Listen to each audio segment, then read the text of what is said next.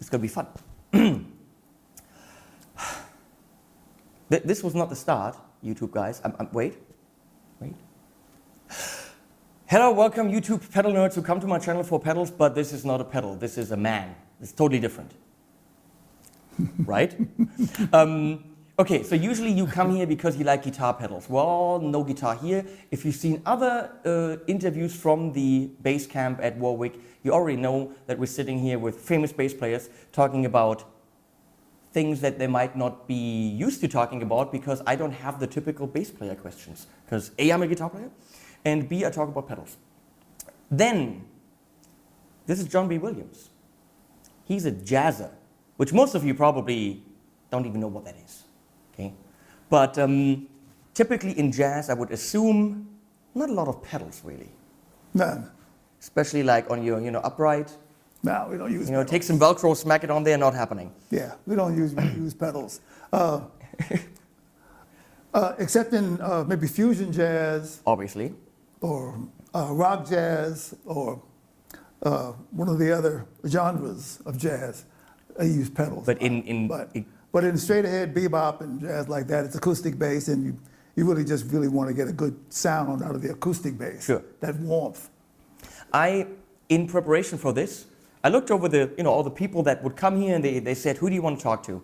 And I did a little bit of research, and I happened to find an interview with you in a magazine, and I read it and I said, this is really far from what the channel does, or even from my background, but I said, I really need to talk to this guy, because you might not know this, very young guitar pedal nerds, but this is a living legend. Thank you. You know you are. I mean, you don't have to say it, but I'm saying it. Okay? No.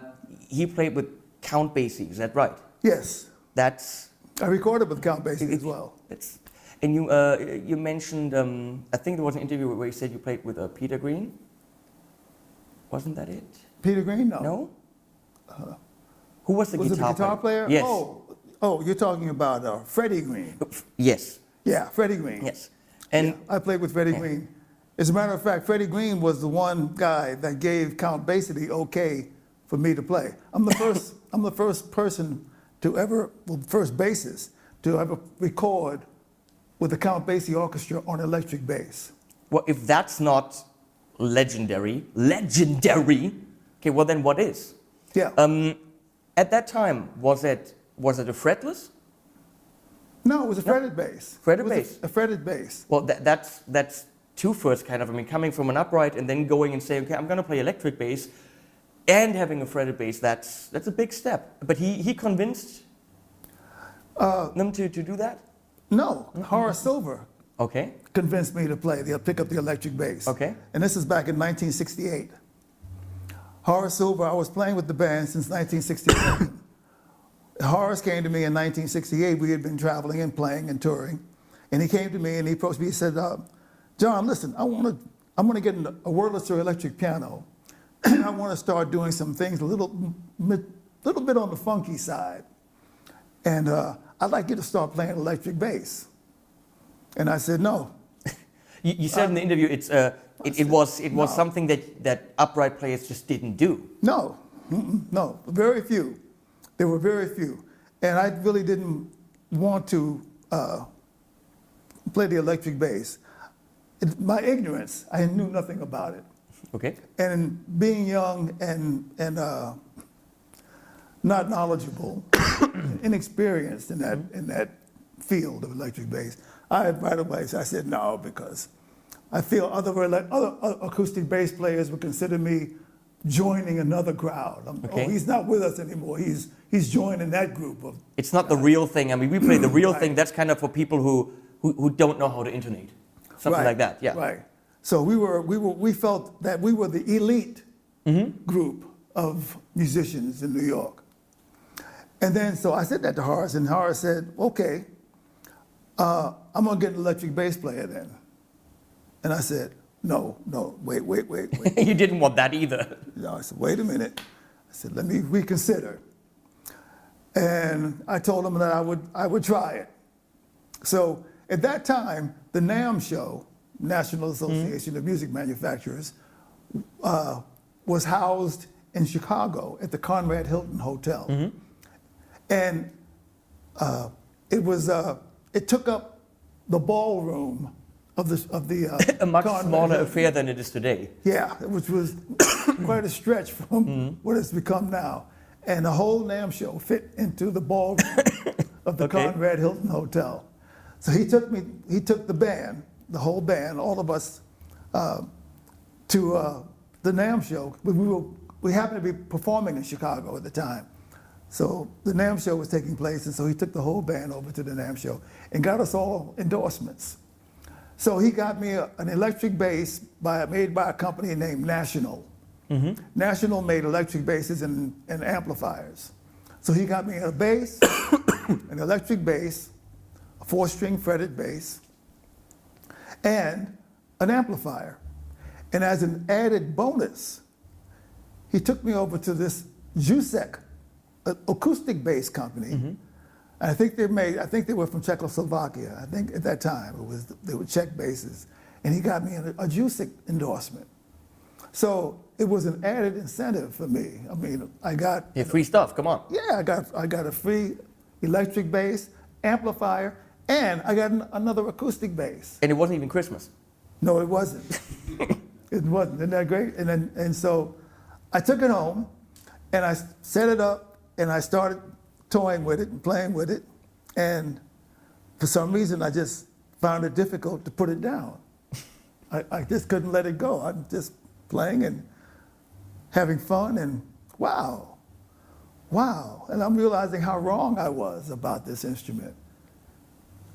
I kind of fell in love with it because I could do things that I couldn't do on the acoustic bass. And it gave me another kind of feel. And plus, the jazz feel that I had on the acoustic bass, I transferred that to the electric bass. And that led to not only benefiting Horace Silver's band, but after that, I got work all around New York because there was only about 2 or 3 electric bass players that played jazz and could read. So that's where I started with the electric bass, and it was one of the most wonderful experience that I've had. I'm going to ask a very naive question. I think I might have had 1 or 2 experiences with an upright bass, just holding it for someone. But for me, it's always a very physical thing. Yes. I see obviously a lot wider movements. You have to hold the damn thing, and I see a lot of it's more physical. Yes. And now, when you picked up the electric bass for the first time, were you approaching it that way? Or were you just saying, well, okay, that doesn't work here, and immediately altering your technique? Or were you just trying to hit it the way that you would usually? No, I just picked it up because it was a bass, for one. So it was just another type of bass that I played in this manner as opposed to playing it in this manner. So I just played it, and I just started picking it. And then the more I played it, the more I developed a feel for it. But it took a while for me to just really get accustomed to playing that. It's really not the same thing. And no, but I mean, it's still a bass, and still the positions was pretty much the same. The notes are all in the same places. So that much, they both had that much in common. So it was just a matter of the physicality of me going from here to here. And once I really got comfortable with it, it took me a couple of weeks to get really comfortable with it. I fell in love with it. And that led to all kinds of work. When I recorded with the Count Basie Orchestra, moving forward, Freddie Green was the guitarist. And when I came in, they were a little bit apprehensive. Oliver Nelson, the wonderful composer, arranger, is the one that wanted electric bass for this record. The record was called Afrique. And it was recorded around 1970, I think around that same time that I did the album with Louie Armstrong. But anyway, Oliver gave the music out, and I'm really kind of apprehensive because I'm young, inexperienced, and I'm around all of these giants. It was an orchestra. It was the big band. And so I was really kind of very, very nervous. And Oliver put the music out, and Freddie is looking at me, with just a plain just a plain no, not a. I'm glad you're here. No, just like let me see. now you. Let's see what you're gonna do. Oh, that's not intimidating at all. Say the least. So Oliver counted off the rehearsal, and I started playing. And I'm going to back up a little bit. Before that, I had done a record with Louie Armstrong, under Oliver Nelson as well. And when I went into the session for the Louie Armstrong session, I was determined to play every note correctly with feeling and everything, but to play exactly what was on the paper and just play it to the best of my abilities. And when I started playing that during the rehearsal, Oliver Nelson stopped the band, the orchestra, because this was all strings. He stopped the orchestra and he said, hey, bass player, I know you can read. Now, come on, let's play. Awesome. So not scary at all either. I mean, we're talking about Louie Armstrong. Right. We're talking about the kind of musician, and historically that will never ever grace this planet. I mean, it'll never come someone like this again. And as a result, I was able to. I could say that I played on "It's a Wonderful World" because that was one of the songs that we did on that record. No, you didn't. Wonderful World. Really? Yeah. So that's me. I see trees are green and so on. Yep. I see trees Yep. green. Yep. You know, that. And another little known fact is that my friend Chuck Rainey is on the second side of that same album. Okay. I played the side with strings, and Chuck Rainey played the side with the brass, the big band. So I played with the string orchestra, and Chuck played with the That's a historical big band. album. I mean, those are. Yeah. And I don't think songs like this will come again. I mean, Yeah. of course, there's great artists out there, but I mean, we're talking about something that made history, and that song to me is extremely personal. Yeah, it's a beautiful song. Yeah, it's at the end of one of my favorite movies. It kind of leads into the credits, and I can never wait for that moment to come because it's absolutely beautiful. And now, of course, I'll never hear it the same way again. Right. We talked yesterday briefly because I wanted to tell you what I kind of had in mind, because obviously, I'm primarily not a bass player. You know, I play bass and I've got a whole bunch of them, but that doesn't mean that I'm a prolific bass player. I know roughly what I do, but I am an arranger. I know where my I know where my strengths. I have a lisp.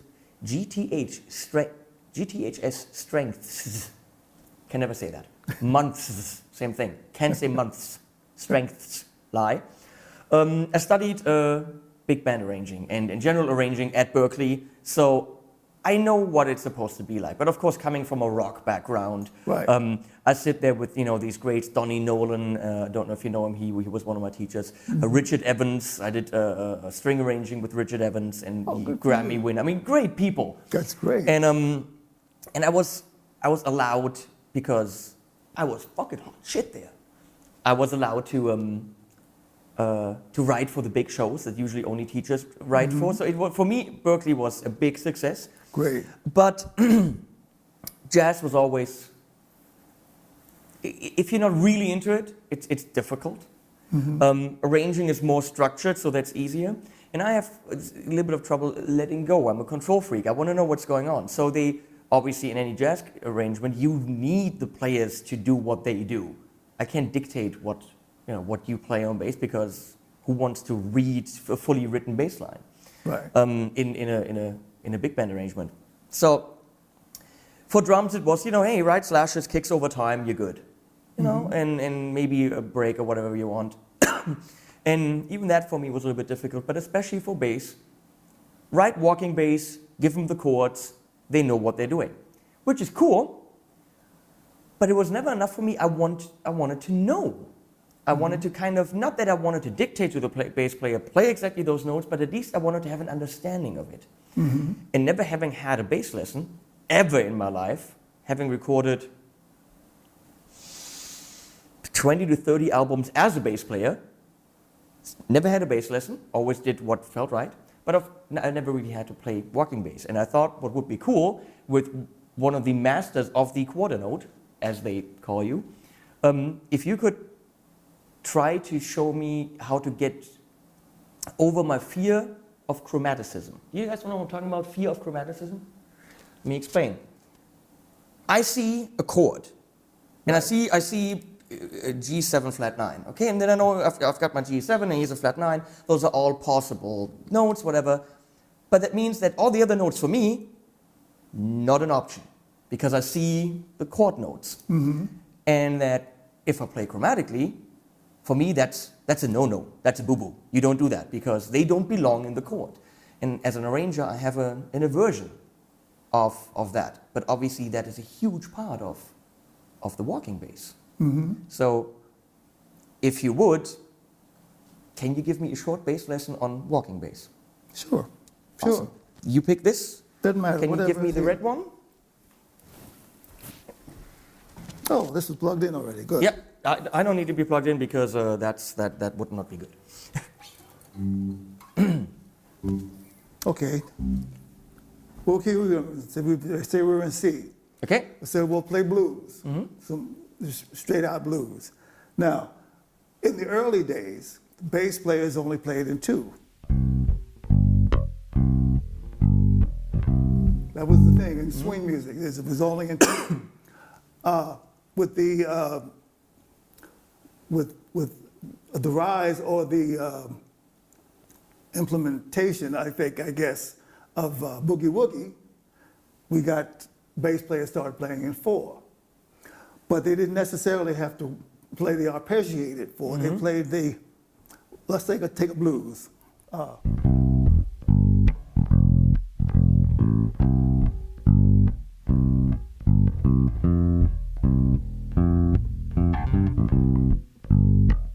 So they stuck with the alternating with the 5th, but doubled it up.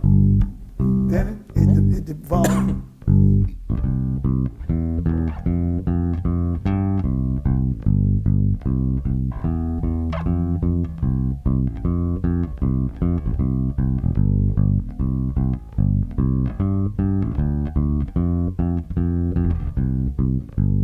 Now, when boogie woogie came in,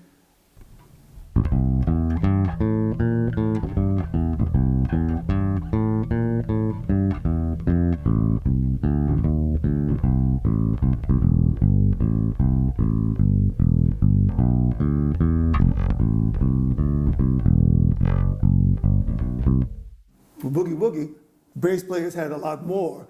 They could just play the chord, arpeggiated chords, as opposed to That they playing. moved it forward a little bit more. Exactly. And that moved forward even also after people like Jimmy Blanton from the Duke Ellington Band and Oscar Pettiford and people like that, and all the way up through Paul Chambers, who was the person who inspired me or who influenced me to use chromatics in walking. So same blues, I'll play it and using chromatics.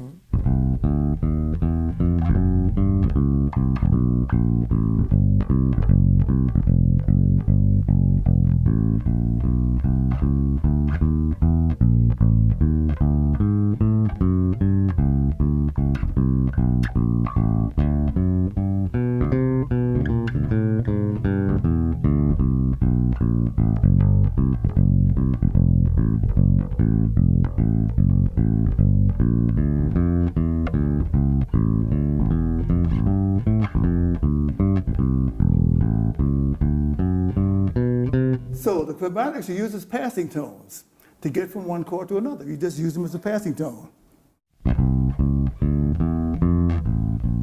See, up to that point, you still had me. I was still with you, Uh-huh. and now all I see is just a lot of chromatic movement. Yeah.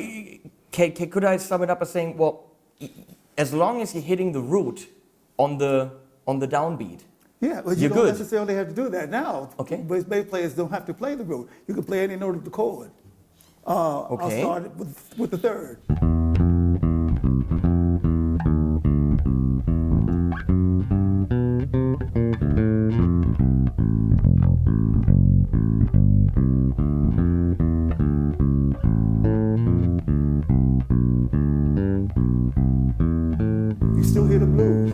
long as you're moving and you're hitting an Yeah. important chord note on the important beats. Exactly. But- But I'm just using like regular seventh chords. Just ordinary Yeah, seventh sure, of chords. course. So if you're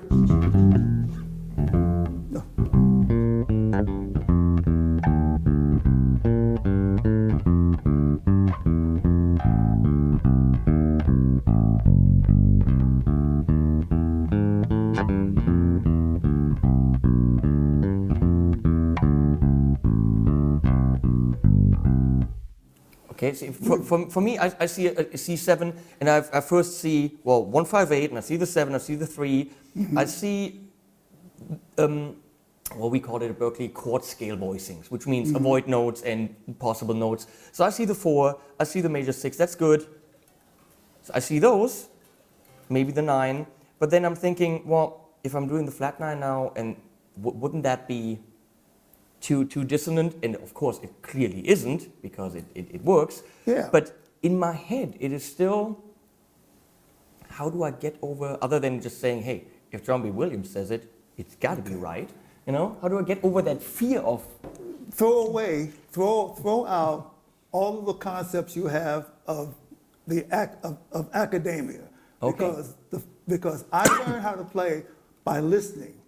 You hear the chords that the piano player is playing, and you play notes that in those chords, all those voicings, and I hear from coming from piano players, and especially today when you have piano players like Chick Corea, Herbie Hancock, all of these great piano players now where they're playing all kinds of chord substitutions.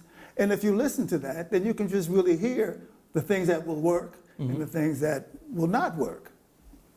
And at first, if it's simple, and then you can stretch out. Paul Chambers is the one that really, for me, started that using chromatics and playing. He can play a blues. I'll take that same blues, and with Paul, it's.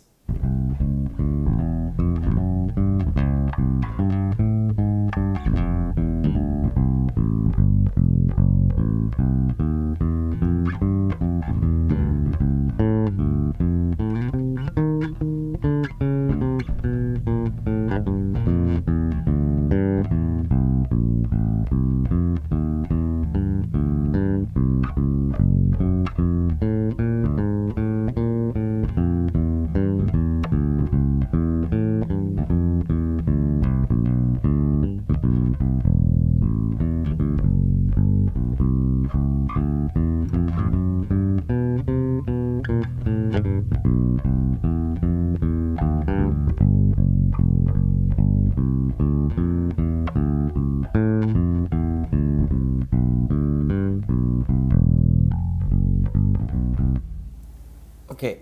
It's just really, I think that's the- the reason why that's when I learned how to play like that. It wasn't really important for me to be to really have a solo because my feeling is my bass lines are the solo. Yeah, of course. I try to make my bass lines as musical.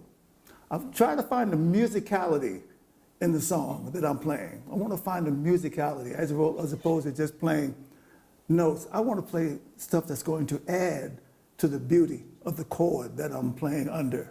I think what you said about the feel and throw out the academia. Yeah. See, I'm German. Yeah. Germans like structure and rules. And I go to Berkeley and they teach me this. And then, of course, I try things. But it's easy for us to, and I'm sorry, Germans, if I'm saying the wrong thing here, but it's relatively easy for us to do something if we have a set of rules. Right. But what you just showed me is kind of defying rules and coming out of experience and a lot of listening and not saying, I have this chord here now, I want to go to this chord, so the best solution is this. No, it's in the moment, which is also something you said, you Right. have to be in the moment. Be in the moment. And it'll be a different thing every time. That's right, because you don't know what the piano player is how he's going to voice his chord. Exactly. So you have to be You got to listening. react. You have to listen and react not only to the piano player, but to the drummer. The drummer sometimes, the rhythms that he might play will dictate notes that you want to play. Billy Kaufman and I used to work together for years because we started out together with Horace Silver.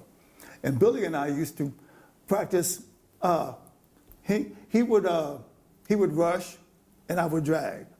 Or I would rush, he would drag. We learned how to play and have put flexibility in the music, so the music was a lot more organic. It wasn't just so straight up and down. Also, we had a saying that I used to say, minding the store, which means if Billy wanted to play a rhythm, we're playing a song, and he wanted to play something,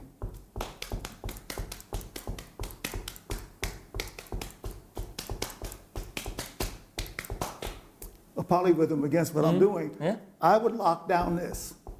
You're the clockwork right there. Right, because if he did it, doesn't mean anything. But No, you need a reference. You need a point of reference. Exactly. So we used to practice that. We used to play that together. He would I would mind the store, and he would go out and have fun and do something and do something polyrhythmic, and he'd always know where home is, how to get back home. And then I would do the same thing. And if I decided I wanted to do something,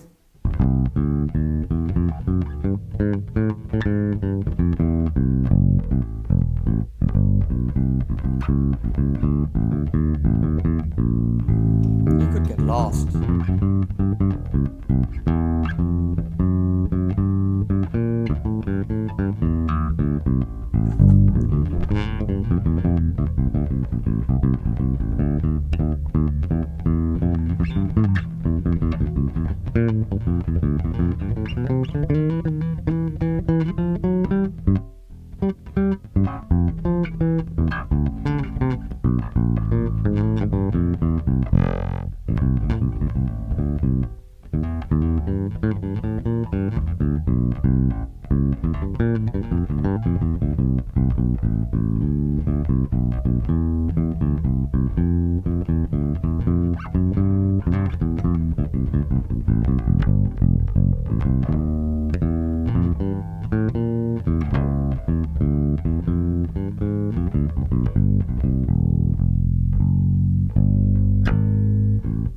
Without the point of reference, you'd be completely lost. Yeah, but you Billy need that. would be right there. Yes.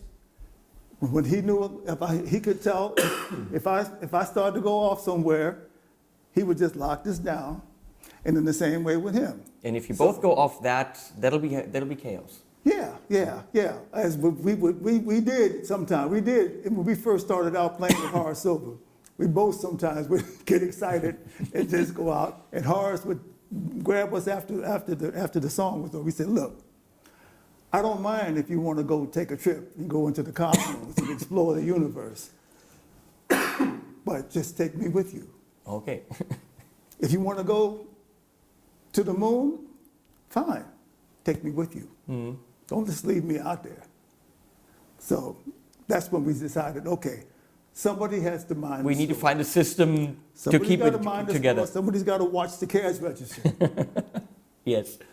So what I'm realizing now very quickly is, for you aspiring arrangers out there, there is no way that an arranging school and the best arranging teacher could teach you to write a walking bass line on the page, because you have to react to what's going on there.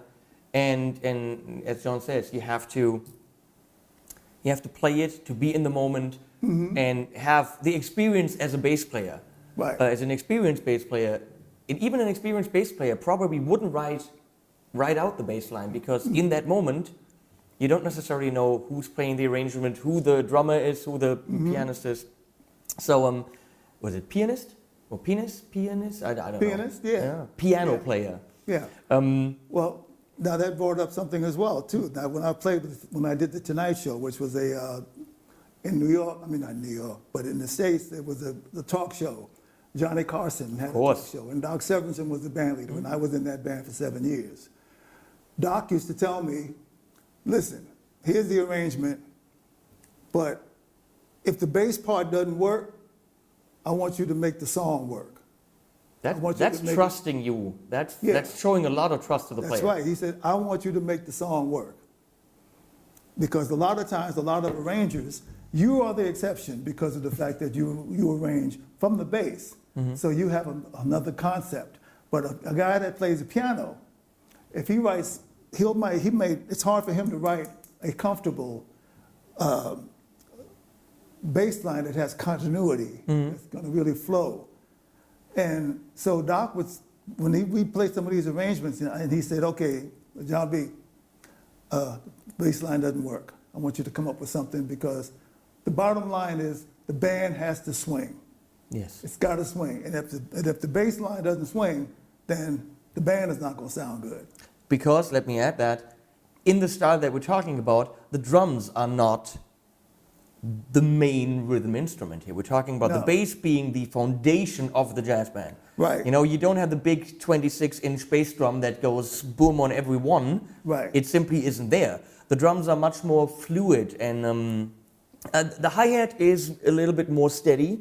Yeah. But the bass is most certainly the thing that keeps the whole band together. So the bass line needs to have that function. And especially in big band music, which I did a lot of with Doc Sevens and with Count Basie and different big bands that I've had the opportunity to play with. The drummer is mainly kicking the arrangement. He's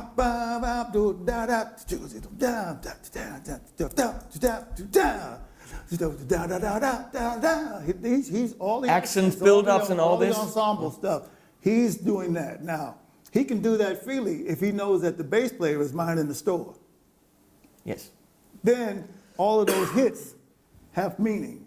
If the bass player is not really locking it down, then a lot of those hits are not going to come off. So I would lock in with the first trumpet player. Okay. That's who I would lock in with. I would lay the groove down and I would listen to the first trumpet player. That's the leader. In a big band, it's like the small group. The lead saxophone, usually an alto, and the lead trumpet. And I'm thinking like a small band. I'm thinking like a quintet, okay? The lead alto, the lead trumpet, piano, bass, drums. The rest of those guys are following those instruments. Yes. They're following the lead alto, they're following the lead saxophone, and they're following the lead trumpet. But Those are the guys I you would stuck listen to the trumpet as and the bass love. player. Yeah. Okay, I would that's listen really to them. interesting. Yeah, and I would lock in the groove, but I would always have eye contact with the lead trumpet player. Because they're traditionally the band leader, or because there was something in his playing that simply gave you this anchor that you needed? He's the leader of the hits. Of the licks. Okay. And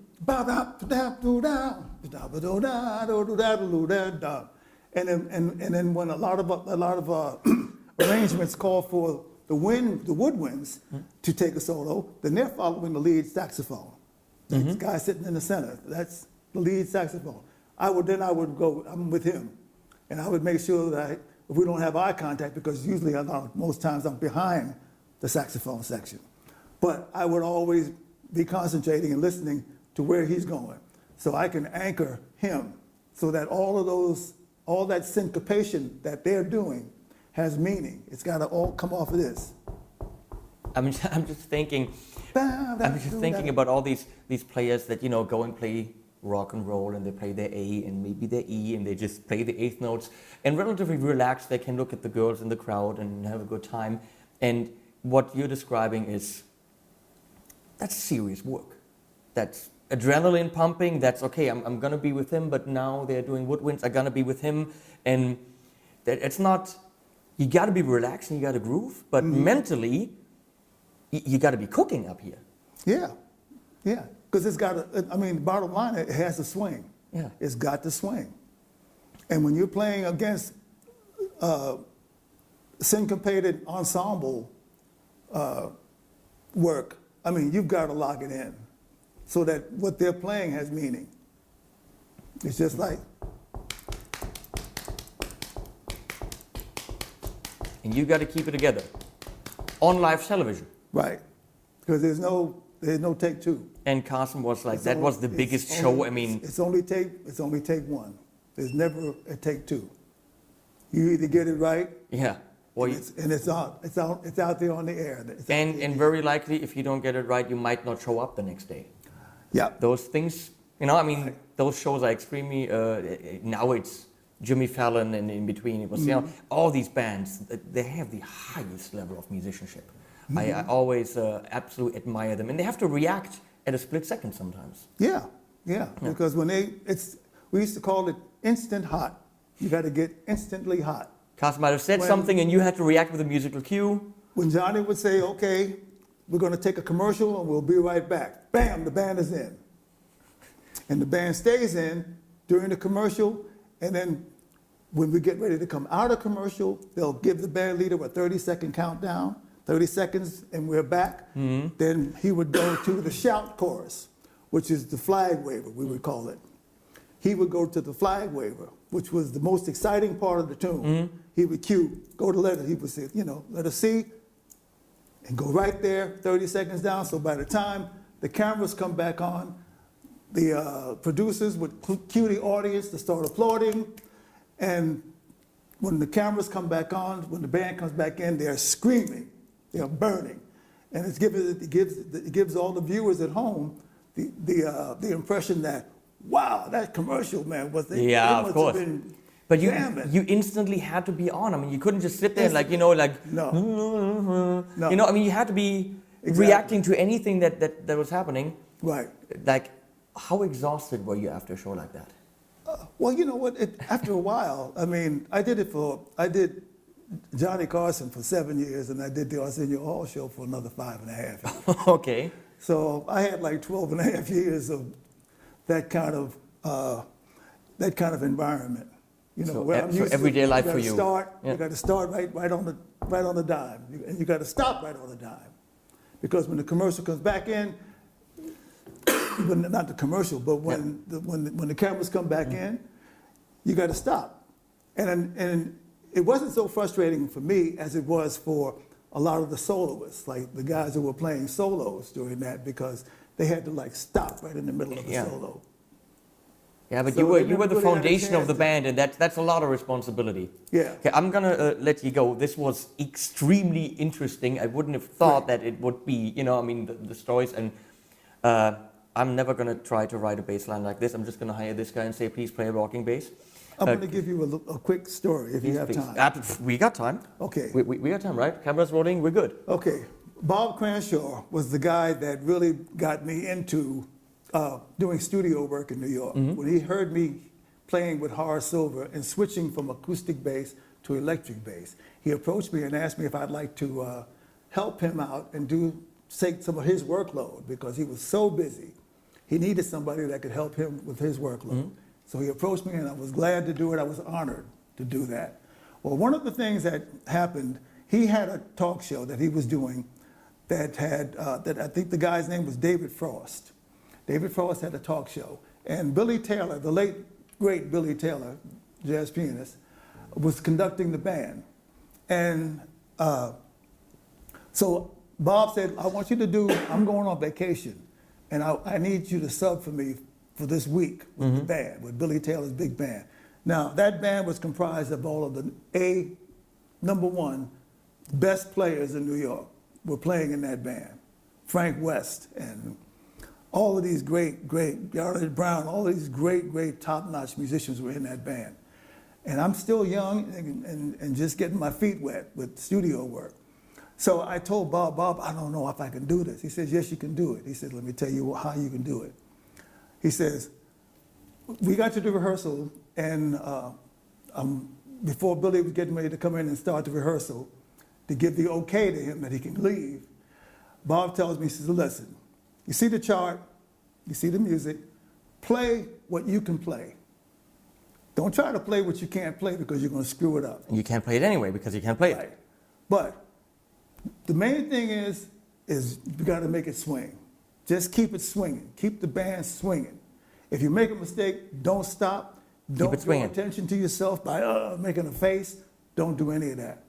Just groove, get a good feel. If you come to a figure in the music that is difficult and hard for you, play something of your own that looks like that.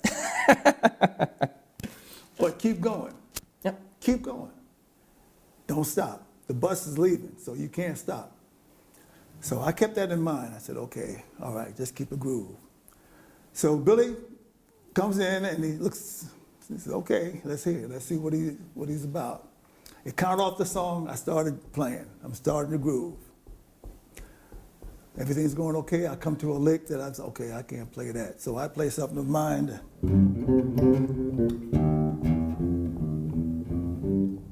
And I just play something of my own that looked like that. And got through the song. That happened 2 or 3 times in the song. And I got through the song was done. And when the song was over, Billy looks at Bob and says, hey, Bob, have a good vacation, man. This kid reads his ass off.